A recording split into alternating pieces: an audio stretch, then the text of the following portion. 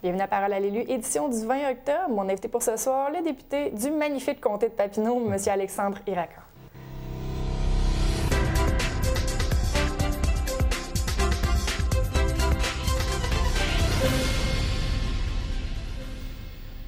Comment ça va? Ça fait longtemps qu'on ne s'est pas vu, M. Iracan. Bien, ça va très bien. On a repris à l'Assemblée nationale. On a plusieurs dossiers, vous le savez.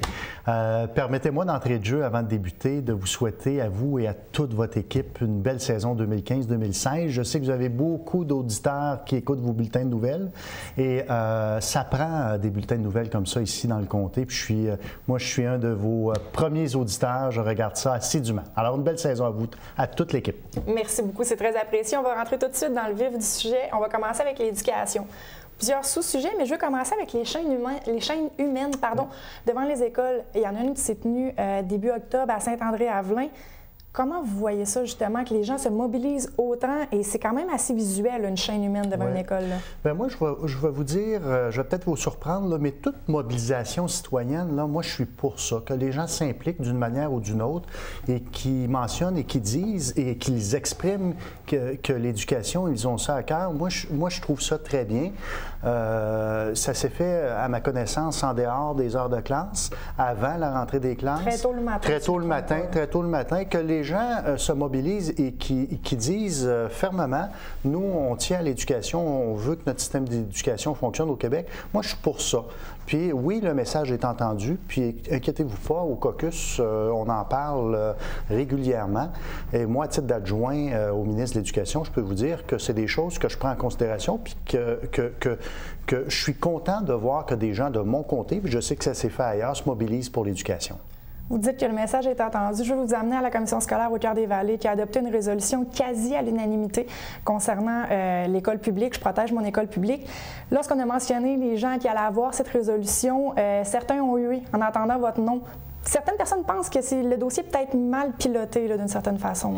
Bien, écoutez, c'est normal, on est en négociation collective. Ça arrive à chaque 5 ans, autant le Parti québécois que le Parti libéral. Lorsqu'on arrive en fin de convention collective, il y a des tensions, il y a des manifestations, il y a des résolutions.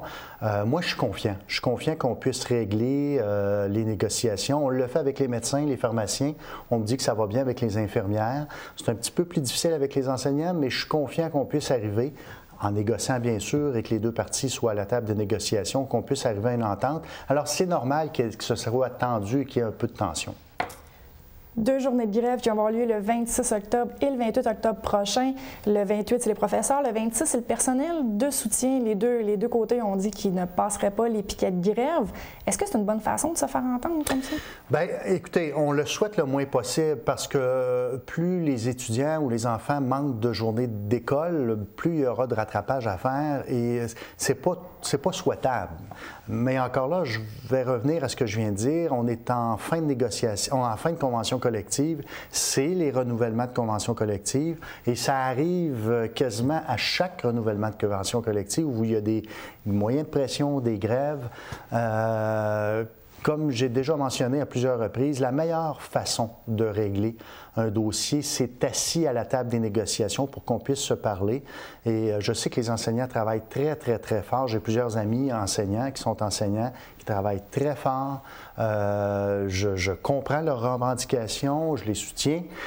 Mais ce que je soutiens le plus, c'est qu'ils puissent s'asseoir à la table des négociations, qu'on puisse régler le dossier, tout en respectant la capacité de payer des Québécois et des Québécoises. Donc, c'est juste un milieu qu'il faut avoir, puis moi, je suis confiant qu'on puisse arriver à une entente avec les enseignants. Justement, est-ce que ça va bien, ces négociations-là? Bien, on me dit qu'il y a eu quand même, dans les dernières heures, dernières journées, de bonnes avancées. Alors, je ne veux pas faire les négociations sur la place publique, mais on me dit qu'il y a eu des bonnes avancées, des choses qui ont été enlevées de la partie patronale qui est exigée. Donc, on verra, mais ce que je peux vous dire, c'est que tant qu'on se parle, c'est bon signe.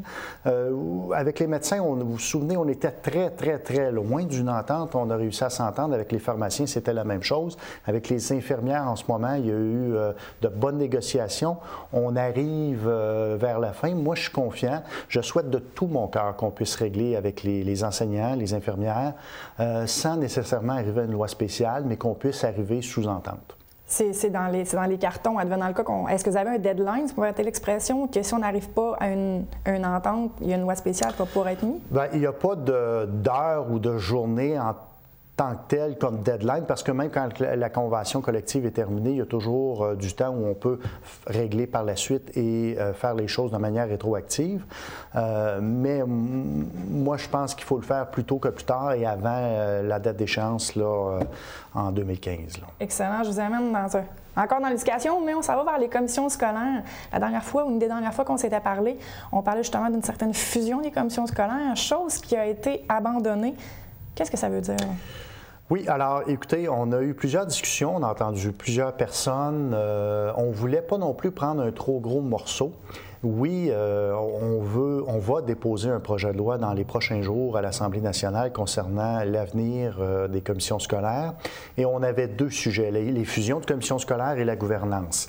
Les fusions de commissions scolaires, ce qu'on va faire avec le projet de loi qu'on va déposer, c'est qu'on va faciliter les fusions, dans le sens où s'il y a des commissions scolaires qui veulent se fusionner, bien, ça va être plus facile que ce que ce l'est présentement et ils vont pouvoir le faire sous-entendre. Il y a des commissions scolaires que je sais qui sont en pourparlers présentement pour se fusionner ou fusionner des services. Alors, on va faciliter ça, mais on n'obligera pas les fusions. Ça ne sera pas imposé. Ça ne sera pas imposé. On s'est aperçu que la marche était peut-être un peu trop haute par rapport à l'économie à court terme et il fallait injecter de l'argent pour qu'il puisse y avoir des fusions qui se fassent dans l'ordre. Et en plus, on voulait régler la gouvernance. Alors, ça aurait peut-être été un peu trop de faire les deux en même temps. Alors, ce qu'on va faire, c'est qu'on va régler l'aspect gouvernance, c'est-à-dire les élections scolaires. Hein. Il faut savoir que les élections scolaires coûtent 25 millions à chaque 4 ans et le taux de participation aux dernières élections était très, très, très bas, là, en bas de 5 %. Dans certaines régions, c'était, ma foi, encore plus bas que ça. Et le coût pour le salaire des commissaires, présidents de commission scolaire, c'est environ 12 à 13 millions récurrents à chaque année. Donc, on devait se positionner quel dossier on priorise en premier. Alors, on a choisi la gouvernance. Les fusions, on ne leur donnera pas, on ne l'obligera pas, mais les commissions scolaires qui veulent fusionner, par exemple, des services, ils vont pouvoir le faire. Puis, je sais qu'il y a plusieurs commissions scolaires qui le font présentement et qui vont continuer à le faire pour sauver des sous et éviter le dédoublement et diminuer la bureaucratie. Alors là-dessus, on a eu des bons signaux des commissions scolaires à l'effet qu'ils étaient pour le faire et économiser beaucoup d'argent. Pour la gouvernance, comme je vous ai mentionné, on s'enligne pour abolir les élections scolaires, donc épargner 25 millions aux contribuables et 12 millions récurrents par année. Et former, on veut laisser beaucoup de place aux parents. Alors, les parents qui sont, par exemple, élus dans des conseils d'établissement, des écoles ruraux, urbains, vont avoir beaucoup de place dans la nouvelle gouvernance, dans un conseil, on va appeler ça un conseil d'administration pour les commissions scolaires, auront beaucoup de place.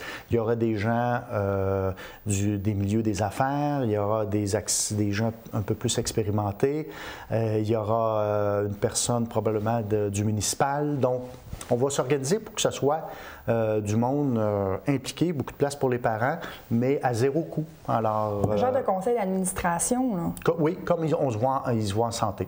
Alors, ce qu'on défrait, c'est les frais de déplacement pour les réunions, des choses comme ça, mais à des coûts beaucoup moins élevés que ce l'est actuellement. Corrigez-moi si je me trompe, il n'y avait pas été question que les élections scolaires soient jumelées, soient amalgamées avec les élections municipales? Dans le passé, oui, effectivement, il a été question de ça. Même quand moi, j'étais président de commission scolaire, j'en avais parlé souvent, mais les municipalités ne le veulent pas. Hein, les représentants municipaux ne veulent pas ça. Et ça semblait être assez complexe à organiser. Il n'y avait aucun bénéfice au niveau financier là, par rapport à ce que je vous ai expliqué. Les élections, il y a 25 millions à chaque 4 ans. Le coût aussi des salaires des présidents et commissaires scolaires. Donc, il y aura quand même de jolies sommes d'épargner. Le rôle de l'avenir, on va dire, des commissions scolaires et des commissaires scolaires, c'est dans le projet de loi. On parle de... C'est même pas encore déposé, donc il faut aller en première lecture, deuxième lecture et tout ça. Alors, il se sera déposé dans les prochains jours, à l'automne. Il y aura des consultations publiques. Alors, on va entendre les gens. Puis après ça, on va étudier article par article le projet de loi. Mais nous, on souhaite adopter ce projet de loi-là en courant d'année 2016 pour que ce soit applicable pour la prochaine entrée scolaire en septembre 2016. Et les commissaires qui sont là actuellement en place, les présidents de commission scolaire, auront un rôle à jouer et auront une place, s'ils le veulent, dans la nouvelle gouvernance. Parce qu'il y aura des gens qui vont être choisis à travers le communautaire sans qu'ils soient rattachés nécessairement à une école ou parents d'élèves. Il y aura de la place pour eux également. C'est des gens qui se sont dévoués corps et âme pendant plusieurs années.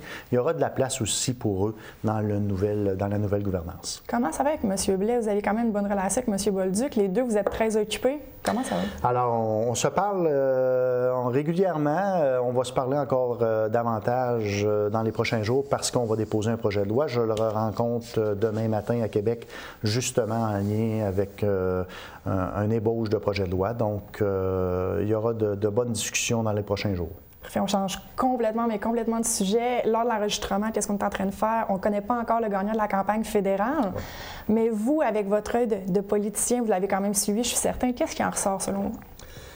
Bien, écoutez, c'est une campagne quand même historique. C'était la plus longue au Canada. C'est une campagne qui, pour moi, était palpitante. Mais moi, je suis un politicien, je suis ça tous les jours. Donc, au mois d'août, dans ma piscine, j'ai suivi le début de la campagne électorale. J'ai écouté tous les débats. Il y a des enjeux intéressants et moi, je pense que nous avons un très beau pays, le Canada. Puis c'est important d'aller voter. Alors, je sais que l'émission va être diffusée après la journée du vote. Alors, je remercie tous les gens qui ont été votés. Moi, je pense qu'il y aura des enjeux extrêmement intéressants. L'important pour le comté ici, je pense que c'est d'avoir un parti fédéraliste qui croit au Canada et qui croit aussi aux enjeux locaux. On a quand même plusieurs enjeux locaux. Moi, là, ce que je vais faire, là, une fois que la personne va avoir été élue, je vais tout de suite fixer un rendez-vous avec cette personne-là à mon bureau, à son bureau, pour parler des enjeux locaux. Il y en a plusieurs, puis je vais avoir une belle collaboration avec le fédéral pour qu'on puisse faire avancer des dossiers d'envergure nationale et régionale. Et il y a quand même plusieurs dossiers où le provincial et le fédéral sont impliqués. Justement, vous venez de le dire, votre bureau ne sera pas fermé, puis peu importe qui sera élu, vous allez être prêt à travailler? Absolument, absolument. Je vais être prêt à travailler avec la personne qui va être élue. Ma porte va être ouverte et je veux travailler ensemble avec cette personne-là. C'est tellement important. Peut-être donner quelques conseils parce qu'on sait que les 4 candidats, c'est 4 candidats qui n'ont jamais été élus, là. Le premier conseil que j'ai à donner à ces gens-là, après 2 mois de campagne, c'est de prendre quelques jours de repos, mais de parler aux élus locaux pour connaître bien les enjeux, connaître l'état de situation là, des dossiers et par la suite travailler, amener les dossiers à leur Parlement pour faire débloquer certains dossiers. Excellent. Très rapidement, on va aller à la pause. On va aller sur notre plus légère. Flames de Gatineau, êtes-vous un partisan de hockey? Oui, absolument. J'ai pas toujours le temps d'aller au parti. J'ai commandité l'équipe de hockey avec grand plaisir cette année. Alors, vous allez voir mon gros visage à l'aréna quelque part. Et en contrepartie, ils m'ont donné des billets. Des billets que je fais tirer régulièrement. Vous faites des heureux là, sur la page Facebook. Là. Et peut-être des malheureux aussi parce que c'est pas tout le monde qui peut gagner. Mais à chaque semaine, étant donné que j'ai des billets de saison et qu'à cause de mes occupations, je ne peux pas y aller tout le temps, on les fait tirer. Et je peux vous dire que je ne pensais pas que c'était pour créer un engouement aussi grand, mais les gens veulent y aller. Écoutez, là, c'est une équipe quand même majeure.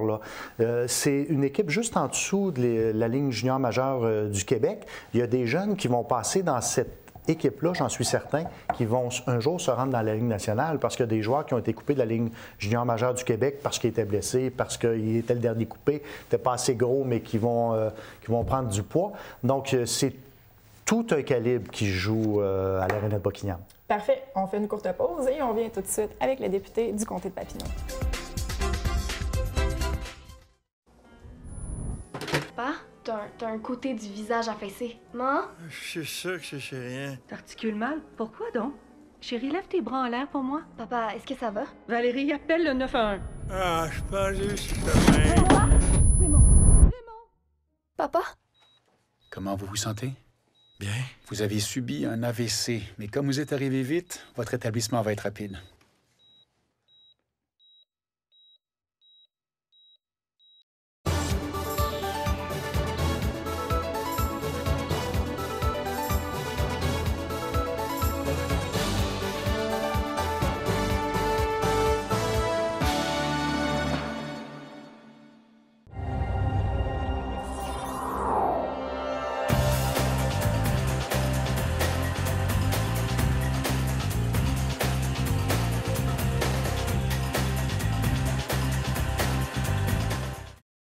Vous êtes toujours à Parole à l'élu. Donc, si on continue, il y a une soupe populaire qui s'est tenue la semaine dernière en avant des bureaux de la Banque nationale. C'est le Front commun syndical, pour remettre les gens en contexte, qui ont organisé cette soupe populaire-là contre les mesures d'austérité.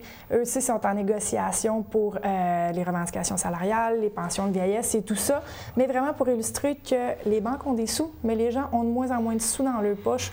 L'austérité, je pense qu'on a dû dire ce mot de nombreuses fois depuis que vous venez nous voir à Parole à l'élu. Vous voyez ça comment, justement, cette manifestation? Il y avait peut-être une centaine de personnes faciles.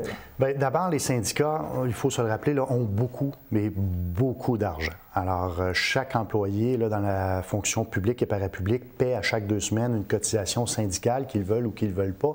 Et c'est retiré de la paye pour payer toutes sortes de choses, dont les salaires des représentants syndicaux et des bons salaires. Et donc, ils peuvent se permettre d'organiser toutes sortes de manifestations bien ficelées, bien organisées. Puis c'est correct. Et certaines fois, c'est pour faire prendre conscience de sujets importants. Donc, effectivement, il y a des banques qui se sont enrichies en faisant en sorte d'instaurer des frais, par exemple, bancaires beaucoup trop élevés ou des crédits, des taux sur les cartes de crédit beaucoup trop élevés. Il faut être conscient de ça, puis il faut parfois se poser la question, puis se poser des questions, puis peut-être adopter des projets de loi ou des lois qui font en sorte qu'il y ait, puis je sais que c'est fait, mais peut-être rabaisser encore plus bas, obliger certains taux pour les cartes de crédit qui ne soient pas trop hauts, mais qui soient plus basses possible pour pas que les gens s'endettent et qu'ils soient plus capables d'arriver. Alors, qu'on manifeste pour se poser certaines questions à cet égard-là, oui, moi, je trouve ça bien, mais concernant l'austérité, il faut faire attention parce que nous, on est en rigueur budgétaire. Si on ne le fait pas, là, qui va le faire? Si on dit, là, il faut arrêter à un moment donné de dépenser outrageusement, il faut diminuer la bureaucratie, il faut faire en sorte qu'on gère mieux nos finances, pas pour nous, pas pour vous, peut-être vous êtes plus jeune que moi, mais il faut le faire pour nos enfants, pour s'assurer que nos enfants puissent avoir un service de santé, un service d'éducation de haute qualité dans les années futures, bien, il ne faut pas leur léguer une dette. Ceux qui vous disent, là, on va faire de gros déficits à répétition, puis on paiera la dette plus tard, ça, c'est pas important, on s'en occupera dans 10, 15, 20 ans, bien, c'est ceux qui abandonnent leur enfant. Alors moi, je ne veux pas faire ça. Je pense que la majorité des Québécois ne veulent pas faire ça. Je pense qu'il y a moyen de gérer intelligemment, faire en sorte qu'on ne donne pas à nos enfants une dette, mais qu'on leur donne un gouvernement qui est bien géré, bien équilibré et qu'on leur donne surtout des services de qualité. CLSC Saint-André-Avelin, il y a eu des rumeurs de fermeture, que ça restait ouvert, que certains pavillons allaient fermer. Qu'est-ce qu'il y en a? Oui, ça, j'ai une affaire qui me fait dresser les cheveux sur la tête et j'ai des longs cheveux. Il y a un soi-disant blogueur, journaliste qui a écrit carrément une fausseté et qui a écrit un article de journal ou un blog, là, je ne suis pas certain, là, mais complètement faux et qui a inventé des choses qui sont des mensonges. C'est ce qui est déplorable parce que les gens se fient à certains articles qui circulent sur les médias sociaux, Facebook et tout ça. Et ils lisent seulement que le premier paragraphe. Ils lisent le premier paragraphe et le titre, c'était 6 médecins démissionnent du CLSC de Saint-André-Avelin. C'était complètement faux. Alors, on a fait plusieurs appels, on a rencontré les gens de Saint-André-Avelin, le CIS a rencontré les gens du CLSC. Il n'y a jamais eu de médecin qui a envoyé des avis de démission et que faisant en sorte que le CLSC de Saint-André-Avelin fermerait. Alors, j'ai même accordé une entrevue à un journaliste du droit et je lui ai dit, puis je vais vous le redire, il va falloir me piler sur le corps avant de fermer le CLSC de Saint-André-Avelin. Le CLSC ne fermera pas. Point final. Alors, ça, c'est une première chose. Et bien au contraire, nous, ce qu'on veut faire, c'est faire en sorte que le CLSC soit ouvert 7 jours par semaine. On travaille très fort là-dessus. Il y a eu un forum d'employabilité à Montréal le 2 octobre dernier où des gens de l'Outaouais se sont rendus là-bas pour parler aux finissants de médecine pour les faire venir ici en Outaouais. Moi, je me suis assuré qu'il y a un médecin du CLSC de Saint-André qui se rende à cette journée porte ouverte à Montréal pour lui expliquer comment c'est bien et c'est plaisant de vivre dans le magnifique comté de Papineau et dans la petite nation pour faire en sorte qu'on ait le plus de médecins possible et qu'on arrive en bout de piste à ouvrir 7 jours semaine. Qu'on appelle ça un dispensaire, qu'on appelle ça une urgence, qu'on appelle ça un GMF, ça, pour moi, c'est pas grave. Mais ce qui est important, c'est qu'il soit ouvert 7 jours semaine, que les gens puissent y aller sans rendez-vous et avec rendez-vous, les deux. Et moi, je pense qu'on s'en va. Le dossier progresse bien. J'ai parlé au directeur, au PDG du CISO dernièrement. Le dossier progresse bien. On veut plus de médecins. On va y arriver. Mais justement, on ne parle pas d'une fermeture de l'urgence, ou peu importe comment on l'appelle en tant que telle, mais est-ce qu'on parle d'une fermeture de certains services qui sont offerts, certaines branches médicales, si je peux dire ça comme ça? La seule chose qui avait été question, c'était concernant le laboratoire, c'est que les gens continuaient à avoir leur prise de sang au CLSC. Les gens ne devaient pas se déplacer à Buckingham pour la prise de sang, mais que les analyses se faisaient à Buckingham pour centraliser le labo. Maintenant, il y a des discussions avec les médecins pour faire en sorte que ça ne pénalise pas ni les médecins, ni surtout les patients. On va trouver une solution là, pour le laboratoire où devraient se faire les analyses pour que ça ait moins d'impact possible sur le patient. En bout de piste, le plus important, c'est le patient et le patient ne doit pas avoir une perte de qualité de service. Alors, s'il faut que le labo reste ouvert parce qu'on s'aperçoit qu'il y a une baisse de service au niveau des patients, bien, le labo va rester ouvert. Alors, mais les prédictions apocalyptiques c'est compliqué comme mot, là. qui avaient été prévues, oubliez ça, là, ça n'arrivera pas, le CLSC va rester ouvert. Excellent. Vous revenez tout juste, il y a quelque temps, d'une mission en Belgique. Oui. Qu'est-ce que c'était cette mission-là? Alors, c'est une mission socio-économique organisée avec le Parlement de Wallonie-Bruxelles en Belgique et avec le Parlement de Québec. Vous savez, il y a 3 municipalités qui s'appellent Namur dans le monde. Il y en a peut-être plus, là, mais 3 un petit peu plus connues, dont une dans mon comté, et une en Belgique et une près de Chicago aux États-Unis. Namur, le petit village d'à peu près 600 personnes dans mon comté, a fait des liens avec ces gens-là et il y a un petit groupe accompagné de Paulette Lalande qui se sont rendus il y a peut-être un mois en Belgique pour faire une mission socio-économique, pour faire venir des artistes ici et l'inverse. Et eux, Namur, recevront l'année prochaine des députés, des gens de Namur, des artistes de Namur, à Namur dans mon comté. Alors, moi, je suis allé là 2 semaines après qu'eux sont allés pour faire en sorte qu'on favorise ça au niveau économique. C'est extrêmement important parce que Namur, en Belgique, c'est plus d'1 million de population versus le... Il y a une petite différence. Il y a une petite différence, mais c'est... Il ne faut pas le dire aux gens de la Belgique, là, mais c'est très avantageux pour nous, là, dans le sens où nous, on va accueillir ces gens-là ici, des artistes, des gens qui veulent peut-être investir aussi dans le comté de Papineau au niveau financier. Donc, c'est une mission, je dirais, qui pourrait être payante à court et moyen terme au niveau économique pour des investissements dans le comté. Alors, on veut... puis avec Namur, Chicago aussi.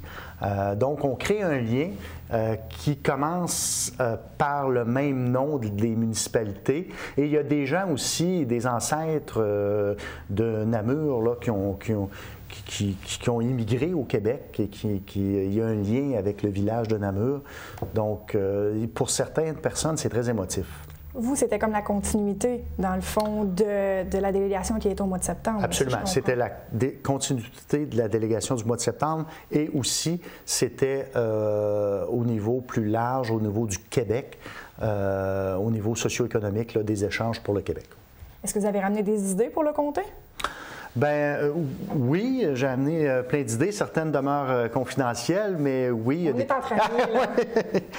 il y a des belles idées, surtout au niveau des brasseurs, parce qu'on sait que la Belgique est renommée pour la bière. Je pense qu'il y a des échanges intéressants qui peuvent être faits à ce niveau-là. Des idées aussi des commerçants, des petits commerçants locaux avec des accès par pistes cyclables et autres, là, très intéressants pour le comté ici qui pourraient être réalisés. Excellent. Je vous amène sur le sujet du manoir Le Buckingham. Il y a eu la pelletée de terre officielle il y a quelques temps déjà. Plusieurs personnes âgées vont pouvoir demeurer dans leur patelin d'origine. Vous êtes content de ce projet-là? Absolument. Parler aux gens de Buckingham, ça fait plusieurs années qu'ils mentionnent et qu'ils disent que c'est un manque ici dans l'est de la ville, une résidence un peu plus chic, disons-le comme ça, pour les gens qui sont un peu plus à l'aise financièrement. Bien, il y a un endroit où ils pourront rester sans s'expatrier à Gatineau, là, avec les résidences La Gap à Gatineau. Donc, ils vont pouvoir avoir une place ici à Buckingham, en espérant qu'il y en ait d'autres, parce qu'on sait qu'il y en a pour les gens un peu plus démunis ou qui ont un peu moins d'argent, avec ce qui s'est fait ici à Buckingham, le Bel-Ange. Oui. Donc, ça, c'est un petit peu plus chic, donc pour les gens qui ont un peu plus d'argent. Mais c'est un besoin parce que les gens vendaient leur grosse maison et il y avait le choix d'aller en appartement, en condo ou dans des résidences comme celle-là, mais dans le secteur plus à l'ouest de Gatineau. Donc, c'est une très, très, très bonne nouvelle pour Buckingham. J'ai vu passer rapidement sur votre Facebook Félix Bertrand, un jeune qui était vous voir. Oui, c'est un jeune skieur de boss prometteur qui veut se rendre aux Jeux olympiques, qui a gagné plusieurs médailles déjà, qui représente fièrement, et ça fait quelques années que je l'encourage, qui est encore un peu plus petit, parce que je sais qu'il y a beaucoup de talent, il y a beaucoup de passion aussi dans ce qu'il fait. Un skieur de boss de saut et qui travaille excessivement fort. Ça lui coûte beaucoup d'argent, ça coûte beaucoup d'argent à ses parents parce qu'il doit se rendre à Mont-Tremblant et à Québec pour faire ses pratiques. Il a gagné au niveau régional, provincial, il représente le Québec et son objectif, c'est de représenter le Canada aussi dans les prochains Jeux olympiques lorsqu'il aura l'âge. Vous remettez souvent des dons, des contributions à des projets de jeunes surtout. Vous avez remis une contribution à des jeunes qui vont aller à Haïti justement. Félix Bertrand, pour ne pas nommer celui-là. Est-ce que c'est important pour vous d'encourager ces jeunes-là qui sont des ambassadeurs du comté dans le fond, là? Absolument. Avant de se rendre où on est rendu présentement, on a été jeunes. Et quand j'étais jeune, moi, jamais j'aurais pensé être un député. Tous les espoirs sont permis. Puis moi, je refuse qu'un jeune me dise ou qu'il dise « je ne serai jamais assez bon pour faire telle chose » ou « j'arriverai jamais à faire telle affaire ». Je refuse, moi, d'entendre ce genre de commentaires-là. On a une belle jeunesse au Québec et au Canada. Parfois, ils ont juste besoin d'un petit coup de pouce et ça peut ouvrir des portes extraordinaires. Puis ça peut surtout faire en sorte qu'ils utilisent leur plein potentiel. Et moi, il n'y a rien qui me fait plus plaisir que ça. Je suis allé remettre justement un chèque à des gens, des jeunes d'école du Trois-Chemins et LJP à Papineauville qui travaillent depuis 1 an pour organiser un voyage en Haïti, pour aller vivre en Haïti, mais pas vivre dans un resort, là. Vivre dans des maisons avec les Haïtiens. Ils vont devoir dormir avec un screen, permettez-moi l'expression anglaise, un moustiquaire sur la tête à cause des mouches. Ils vont devoir recevoir des piqûres de toutes sortes pour les bactéries et tout ça. Donc, ils vont vivre dans des familles haïtiennes, manger comme eux. Ils vont aller aider aussi pour les écoles, construire des choses. Donc, moi, je trouve ça extrêmement merveilleux. Ils vont en ressortir grandis. Il nous reste 1 minute. Donc, qu'est-ce qui s'en vient pour le comté de Papineau? Bien, en une minute, c'est assez difficile. Plein de belles choses qui s'en viennent pour le comté de Papineau. Moi, je vous dirais qu'il y a des enjeux provinciaux qu'il faut régler, là, parce qu'il y a de la tension, vous le vivez en titre de journaliste, on va les régler. Et après ça, mais moi, je pense qu'il y a plein d'enjeux économiques. Évidemment, il y a le train, on va voir où ça va aller. Il y a plein d'autres enjeux économiques qui s'en viennent pour le comté que je ne peux pas vous compter dans les 25 dernières secondes qui restent. Mais je vous dirais que les gens que je rencontre nous disent « lâchez pas ». Le comté, c'est un magnifique comté, il faut que ça le demeure.